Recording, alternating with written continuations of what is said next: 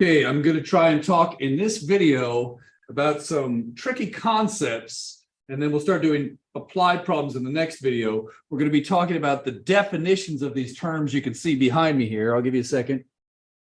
Oh, where's that button? Where's that mouse? There it is.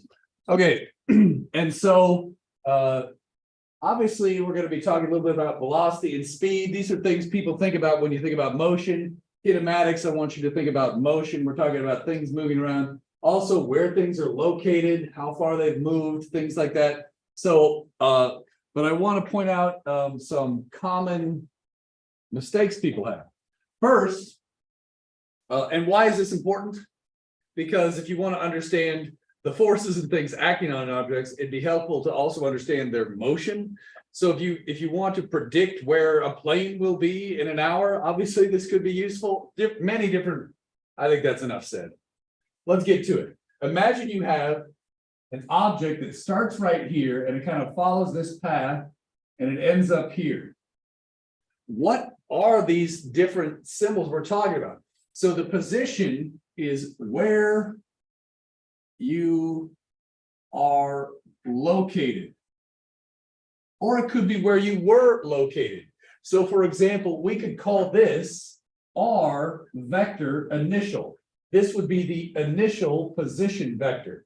Sometimes we use R for this symbol because if you can imagine x squared plus y squared would give you the side of this triangle. That's your radius from the origin. So that's why we'll sometimes use that symbol there. Similarly, we could call this position R final. So we have an initial position and final. So in this case, sometimes we'll use the symbol R. R initial and R final would be initial and final positions.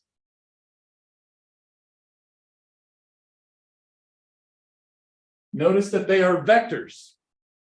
We'll simplify this in the coming lectures, but for now, let's assume they're full-on vectors because that's what they are. Now, displacement is fairly straightforward. It's change in position. So the vector we usually use for that is delta R, which would be R final minus R initial. If you remember when we did vector addition, this just means you could take, I'll write this out this time, it would be X final minus X initial in the I hat, plus, I'm running out of room here, Y final minus Y initial in the J hat. And now just so that this isn't quite so messy, I'm going to scoot this thing over here. This point is R final, which is X final and Y final, just so you can see a little better. But the idea is you could just do a delta X in the I hat and a delta Y in the J hat. All right, nothing fancy there. Distance is not, in general, the absolute value. So it would be nice if we could just say delta R is equal to the magnitude of delta R vector. That is not going to get it done. This is not right. This is the magnitude of displacement. In particular, it's bothering me so much I got to erase it immediately. We cannot just take in general the absolute value. What if the path is curvy, right? It's not the straight line path would be the magnitude of the displacement, but that is not the actual distance traveled. So in general, it's very complicated, but all I want to say is, in general, not magnitude of delta R. Sometimes it is, very often it is, but certainly not all the time. Anytime the path is curvy, that's going to be a problem. We'll discuss this more later, but basically what you could do for this one, if you were in a calculus class, you could take the arc length, but I'm going to show you some tricks for figuring this out on some other problems in the next video. So expect more on this to come. All right, just for now, yeah, it's not that. You break it up into small chunks and make a bunch of small straight lines is essentially the trick that you need to do. So we can do that later. All right, so now velocity. There's a bunch of different ways write velocity and speed. So I don't know if you can tell the difference between speed here with this purple marker and velocity in the blue, but they're labeled as well. Please notice carefully that we've got the vector, v with the vector on it, that's velocity, and then speed is actually not a vector. It's just how fast you're going.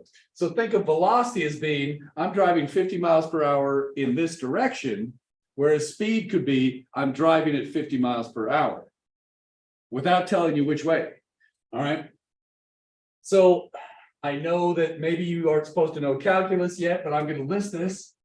This is equal to dx. Whoops, sorry. How would I just say it like this?